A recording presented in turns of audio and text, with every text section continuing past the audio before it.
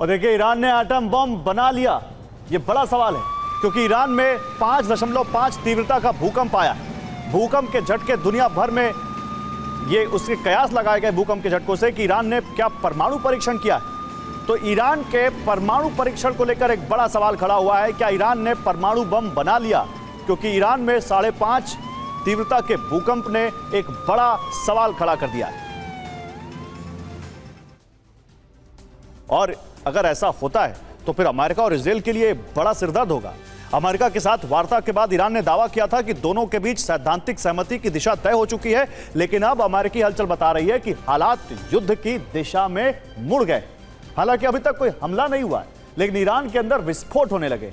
ऐसे विस्फोट जो बता रहे हैं कि एक खुफिया युद्ध शुरू हो चुका है, जिसे पूर्ण युद्ध का पहला चरण कहा जा सकता है।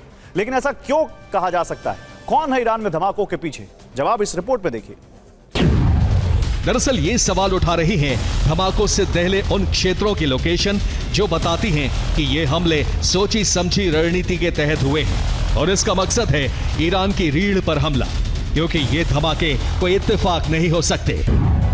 हालांकि हमले की जिम्मेदारी किसी ने नहीं ली है, इसलिए सवाल उठ रहा है कि ये धमाका हुआ कैसे, किसने किया और धमाके के पीछे मकसद क्या था, ताकि पहले ईरान को अंदर से कमजोर किया जाए और फिर ईरान पर भीषण हमले किए जा सके। और दावा है कि जिस पहाड़ी पर वह धमाकों ने ईरान को दहला दिया, वो कोई सामान्य पहाड़ी क्षेत्र नहीं है, बल्कि युद्ध की दशा में ये पहाड़ी ईरान के लिए सबसे मजबूत केंद्र बन सकती है।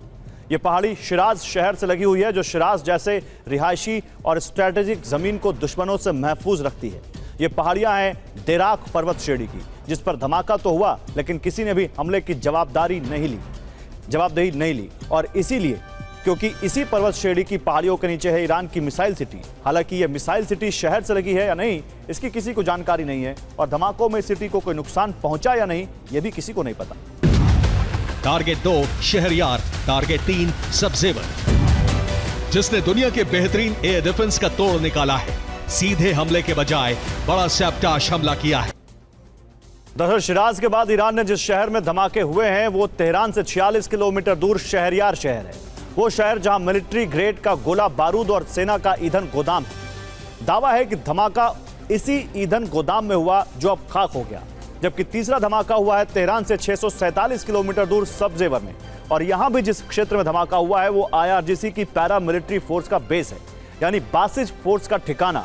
इसलिए यह अनुमान सटीक है कि ईरान में धमाके हुए नहीं है, बल्कि सीक्रेट हमला हुआ है। मोसाद का प्लान, बिना अटैक दहले का तेहरान।